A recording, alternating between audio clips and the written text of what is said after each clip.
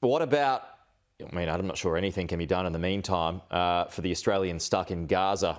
What's your view on that? They've just got to wait it out until Rafah reopens?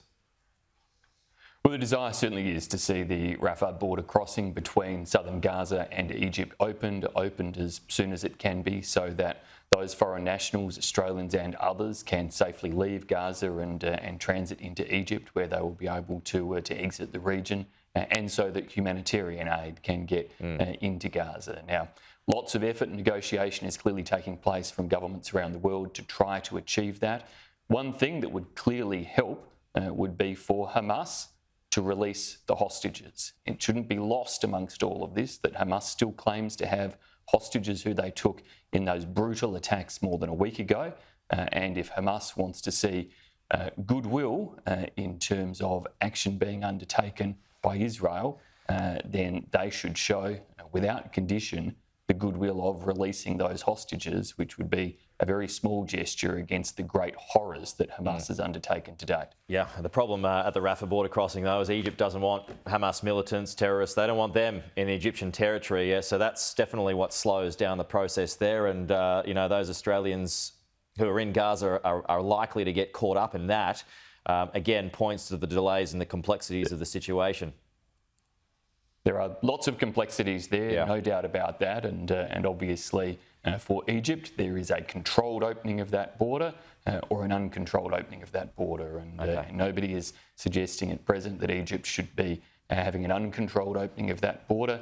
We understand those concerns. That's where governments are all negotiating to seek to make sure that humanitarian aid can get in through that southern border crossing.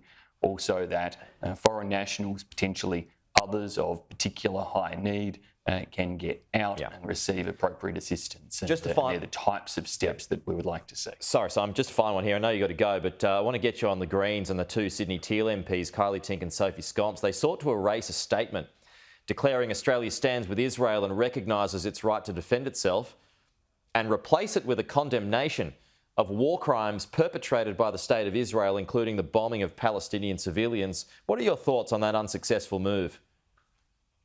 This is a type of disgraceful false equivalence that some seek to try to create. Hamas is a terrorist organisation. They've behaved like a terrorist organisation. They've killed babies, they've killed children, they've killed people, young people at a music festival, they've killed grandparents, they've killed a whole swathe of people without any regard at all for civilian life.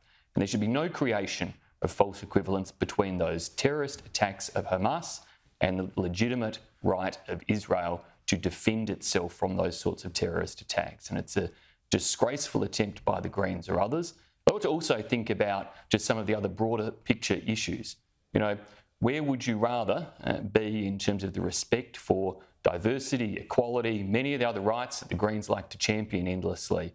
In countries like Israel, who respect LGBTI rights just like Australia does, or in places like Hamas or Iran, where, of course, such people are persecuted. So the false equivalences created are appalling. It shouldn't happen. We have to be very clear about the difference between a terrorist organisation masquerading as a government, which is Hamas, versus a democracy in Israel that needs to show regard to international law, yes, but equally is defending itself quite rightly from that type of terrorist activity targeting its civilians. And Israel has shown in return the appropriate response in terms of providing warnings, evacuation notices, a whole range of different steps taken, and indeed not proceeding to date, given requests from international community elsewhere with full-scale land invasion into Gaza, because it is recognising those civilian casualties that could ensue, which is a strong contrast to the disregard for civilian life and indeed the targeting of civilian life that Hamas showed. Simon, Birmingham, thanks as always for your time.